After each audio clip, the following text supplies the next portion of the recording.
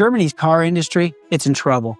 And no, not that they'll fix it next quarter kind of trouble. Volkswagen's cutting tens of thousands of jobs. Ford is dealing with strikes at its Cologne plant. Sales are sliding, energy costs are through the roof, and even their most efficient factories, they're running under capacity. This isn't a slowdown, it's a structural collapse, and depending on how we respond, it could either be America's greatest opportunity or a warning we ignore at our own risk. Hey, it's Frank with America's Geopolitics.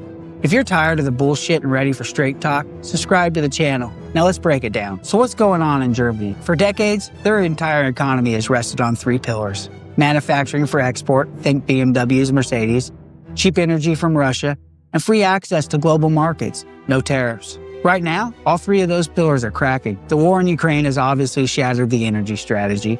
Their bet on Russian gas has backfired. Energy prices there have skyrocketed.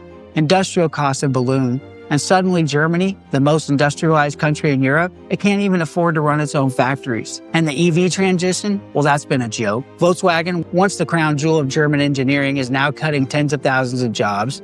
Their electric models aren't even selling fast enough to cover the cost of manufacturing. And Chinese EV makers, they're eating into market share faster than anyone expected. Ford's German operations, they're in trouble too. The plant in Cologne is ground zero for strikes over mass layoffs and contract slashing. And this is happening at a time when Germany desperately needs economic stability. I know you've heard of their political problems, but this isn't just about Germany. This is about what happens when a country bets everything on global integration and then the world changes. Now let's talk about us. The US isn't immune to any of this, but we've taken a different path. Awkwardly, but significantly. Whether it started with Trump's tariffs in his first term, or continue with Biden's reshoring incentives, the trend is clear. America is pulling back from fragile global dependencies.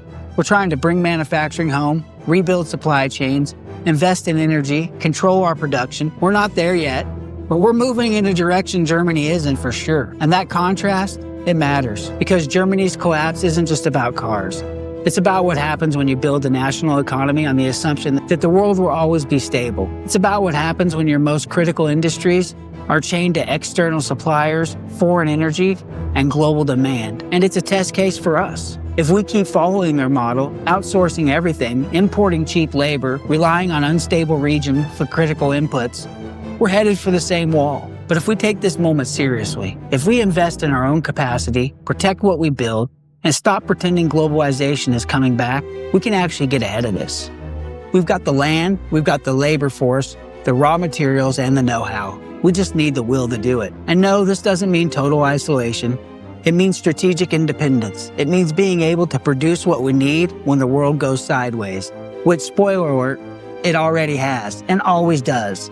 So yeah, Germany's auto collapse is bad news for Berlin, but it might be a wake-up call for the rest of us. Let me know what you think. Is this the end of Germany's industrial dominance, or is America finally waking up to build something better? Drop your thoughts in the comments, and if you're tired of the BS and ready for straight talk, subscribe to America's Geopolitics. Huge shout out to W Energy for sponsoring this video. No sugar, no crash, no bullshit, just clean energy for people who actually get things done. Use the link in the description. This is Frank. See you next time.